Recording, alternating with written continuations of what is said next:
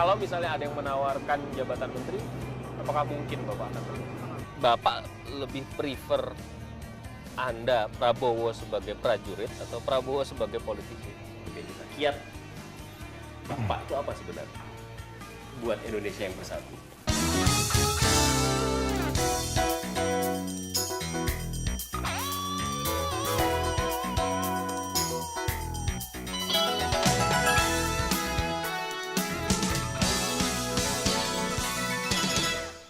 Terima kasih Pak sudah menyempatkan diri di tengah kesibukan yang Bapak lakukan. Ini setiap hari seperti ini atau bagaimana?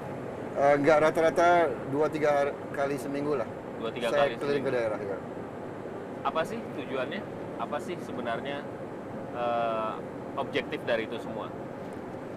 Saya merasa ada panggilan saya untuk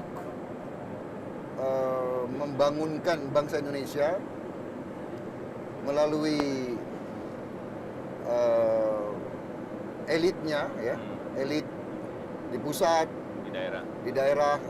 Elit artinya golongan pemimpinnya lah, ya, pemimpin politik, pemimpin ekonomi, pemimpin agama, pemimpin masyarakat, pemimpin pemuda, pemimpin pengusaha, untuk menyadarkan bahwa bangsa kita ini berada dalam kondisi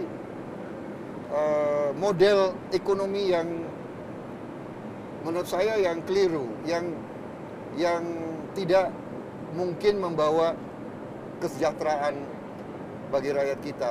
Kita telah membiarkan sumber-sumber ekonomi kita tidak berada di tangan bangsa Indonesia lagi. Itu pertumbuhan sekarang itu adalah pertumbuhan yang didorong oleh konsumsi dan bukan produktivitas.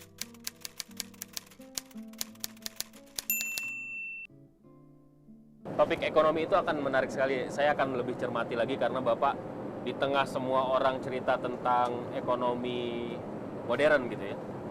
Apakah itu tepat atau tidak terminologinya, tapi Bapak tetap mengusung konsisten mengatakan ekonomi kerakyatan. Tapi itu kita bahas nanti.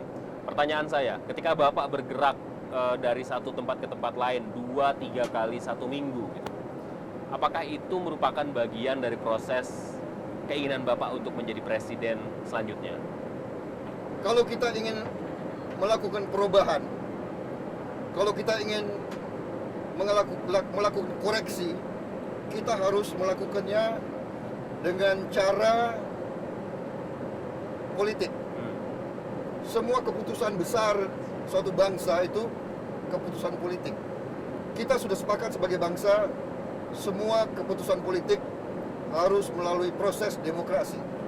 Karena itu, kalau saya ingin melakukan perubahan, saya harus melakukan perubahan itu melalui proses demokrasi. Berarti saya harus keliling ke rakyat, saya harus mendapat kepercayaan rakyat, mandat rakyat untuk saya bisa melakukan perubahan tersebut. Oke. Ya, keinginan jadi presiden adalah bagian dari keinginan melakukan perubahan itu.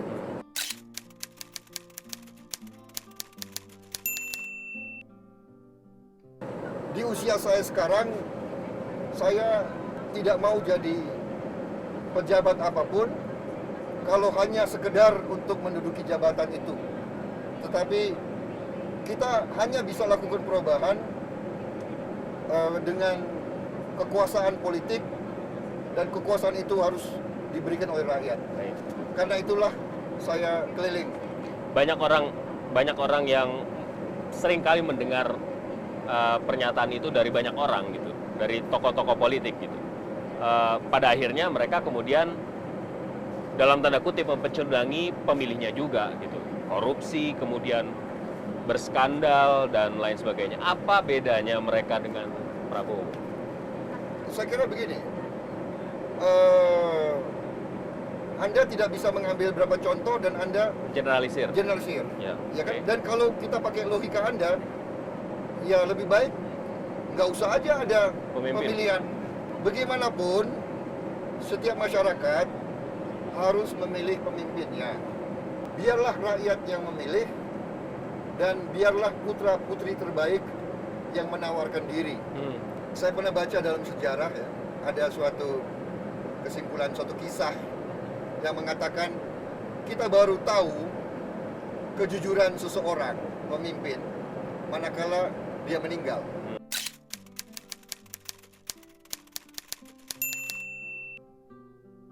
Banyak juga potret yang ada di sekeliling kita, bagaimana atas nama rakyat, atas nama pengabdian, seorang yang tadinya jadi calon presiden, tidak berhasil jadi calon wakil presiden, terus jadi calon-calon lainnya sampai apapun lah, akhirnya jadi calon, yang penting saya jadi pejabat. Gitu.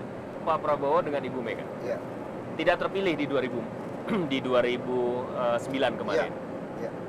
Apakah itu tidak menjadi indikasi Bapak bahwa apakah Bapak disukai dan kemudian akan dipilih nantinya? Ya. Saya bertanya seperti ini karena begini Pak, banyak juga calon-calon yang tidak mawas diri, kok sudah tidak terpilih berkali-kali maju terus. Gitu. Jawaban Bapak seperti apa? Begini ya, kalau kita lihat dari satu segi yang negatif, mungkin kita ikuti jalur pikiran Anda.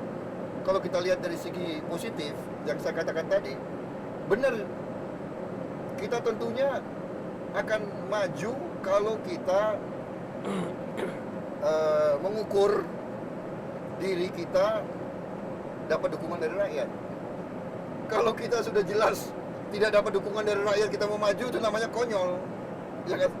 Kadang-kadang juga kita harus sadar ya, hakikat dari politik itu adalah yang disebut banyak ahli the art of the possible. Ya kan? Art of possibility. The art of the possible. Seni daripada apa yang mungkin. Waktu kemarin itu memang saya mencalonkan diri sebagai presiden.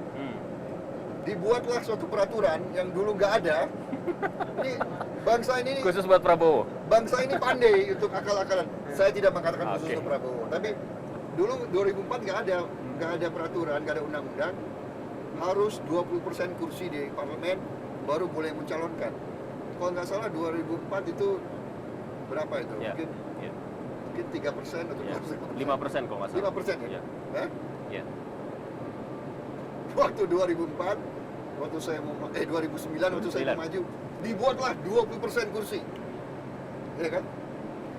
Nah, sebetulnya saya sudah berhasil. Saya buat koalisi Gerindra, P3 sama PAN. Kita bertiga, hitungan kita lolos. 112 kursi.